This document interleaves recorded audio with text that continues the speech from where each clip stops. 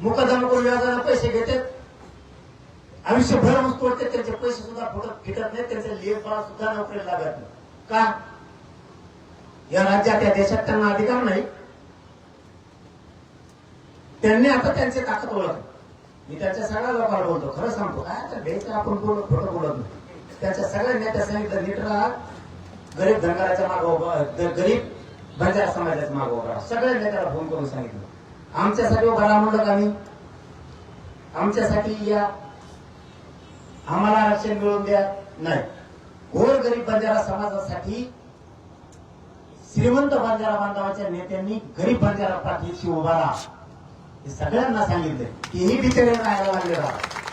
त्यांचे मंत्री आमदार सुद्धा त्यांनी मनावर घेतलंय, चला आपल्या जातीच्या लेकराबाळाचं कल्याण होईल, आपण सुद्धा सगळ्यांनी उभा राहायला पाहिजे. आमच्या पोटात पाप नाहीये, याला मिळू नये त्याला मिळू नये हे खोट्या बातम्या पेरत. आज डॉक्टर बाबासाहेब आंबेडकरांच्या जयंतीच्या निमित्त काही गोष्टी खऱ्या बोलल्या पाहिजे. आजचा दिवस तरी पवित्र आहे. आमचं आणि मुसलमानाचं भांडण लावून दिलं, हिंदू मुस्लिम. हो, हिंदू आम्ही कट्टर हिंदू आहेत. हा, कट्टर आहेत ते पण हिंदू आम्ही कधीच बदलणार नाही. कडवट हिंदू आहेत, पण छत्रपतीचे हिंदुत्व लागतं आम्हाला. तुमचं नाही, तुमचं तिकडे गाडी घाला तुमचं. छत्रपतीचे हिंदुत्व घेऊन चालतो आम्ही. आपण हिंदू आहेत ना, मग मुसलमानाला चुकला तर आपण म्हणून मुसलमानाला, आम्ही चुकला तर मुसलमान आम्हाला नाही. तिसरंच कारण काढते, एक उदाहरण सांगतो, थांबतो मी तुम्हाला. ते सांगते ती संभाजीनगरला कोणाची खबर आहे का? हा, ती कोण आलं एका भोकाचं, ते आलं तिथं त्याची कबर झाली. देवेंद्र फडणवीस तो काढून फेका. ठीक आहे, काढून फेकायचं ठरलं. काढायला कोण गेले? मराठ्याचे पोर. नको काढून म्हणायला कोण गेलं? मुसलमानाचे पोर. आणि दोघांच्या मध्ये पोलीस कोणी लावले? देवेंद्र फडणवीस. कशी काढायची आता?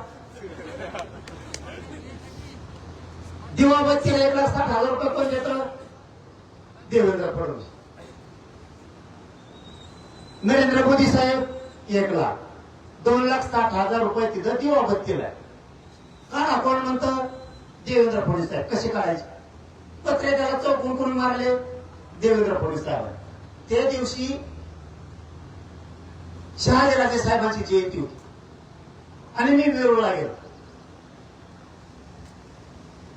मी ती गर्दी बघितली, जमलेली मुले काय वेळ, ते म्हणले कबर काढून फेकायची. इकडून मराठी तिकडून मुसलमान. मी तिथून मीडियातून सांगितलं कबर काढून फेकतो, हरकत नाही. देवेंद्र फडणवीस तिथून दांडा घेऊन यायचं संभाजीनगरला, मी इकडून दांडा घेऊन येतो, आपण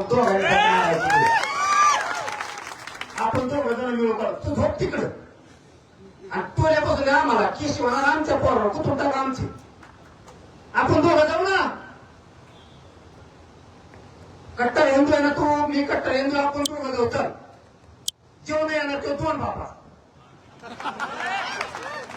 तू झोप तिथे येशील आणि लोक मारू दे आमची इकडं. 0 मिनिटात मराठ्यांच्या पोरं मुसलमान पोरं किंवा बाजूला गेले, दंगलच संपली. हे सत्य. आम्हाला काचिड यायला लागली माहितीये का? आम्ही कट्टर हिंदू आहे का? खरं बोलायला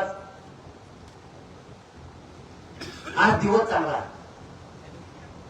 आम्ही हिंदू आहेत ना, हिंदू मोठा व्हावा वाटतो ना, वाटतो ना मोठा व्हावा. आपण हिंदू आहेत ना, मोठं व्हावा वाटतं ना हिंदूनी हिंदूला. मग आरक्षणाला विरोध कोण करतो?